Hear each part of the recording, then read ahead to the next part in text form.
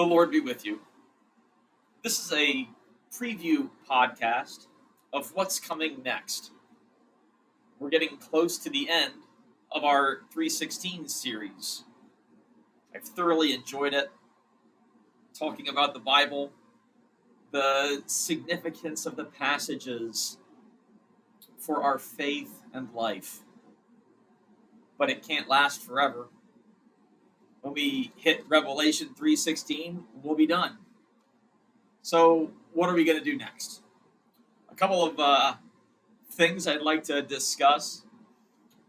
We're going to look at the 12. I've got a little pamphlet here on the 12 disciples. It's a pull-out thing. Covers all of the 12 that are named in the Bible. But this doesn't cover everything. When we look at the 12 apostles, the ones that Jesus sent, their ministry, where they ministered, what did they leave us? Some of the apostles, we have books and letters.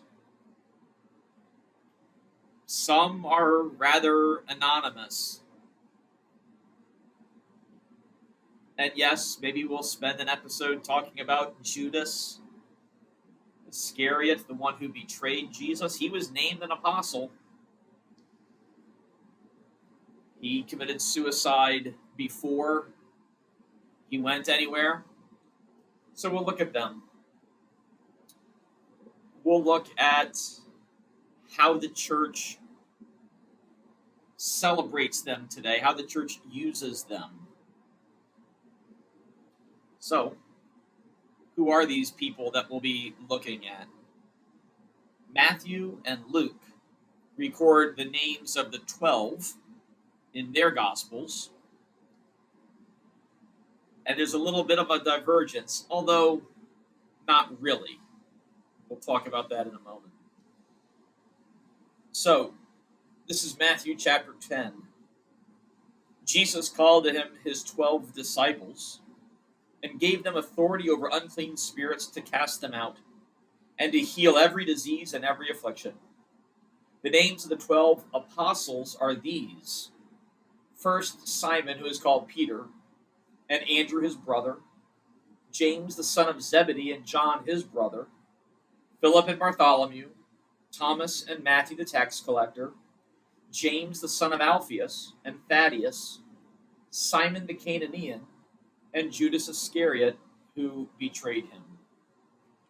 So that's Matthew's listing. Is Luke's much different? Not really. But this is what St. Luke gives us.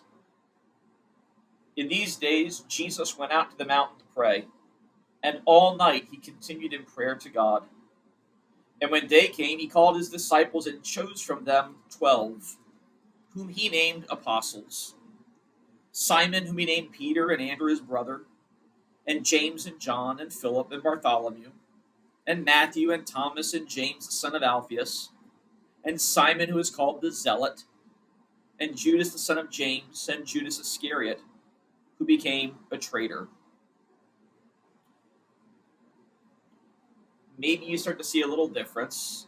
Simon the Zealot and Simon the Canaanian. He might not have been from Cana. He could have been, but in the Aramaic language, the way it is written and pronounced means zealous one. So he's either Simon the Canaanian or Simon the Zealot. It could be just a different way of saying it. And then maybe you heard of Bartholomew in one and Nathaniel in the other. Again, probably the same person with a different name, an optional name. We'll talk about that when we discuss them. We'll go right down in order. We'll take the listing that Matthew and Luke give us, and we'll discuss the lives of the apostles. It should be a nice historical study, but I also hope a practical one, especially since we know a lot about the apostles.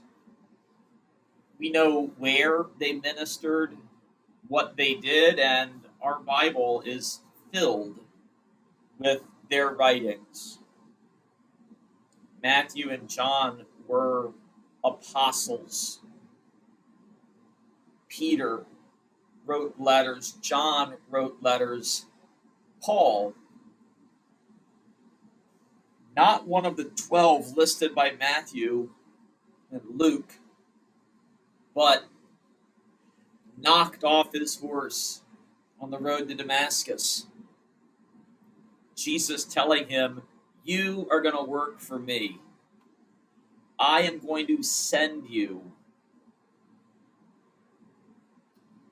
And in addition to Paul, maybe we'll talk about Matthias, the one chosen to replace Judas, so that the 12 would be complete. So that's going to be our next study. One apostle each episode. So I look forward to spending some time with you in this way. Thanks for watching this little preview of what's next. God bless your day. Bye-bye.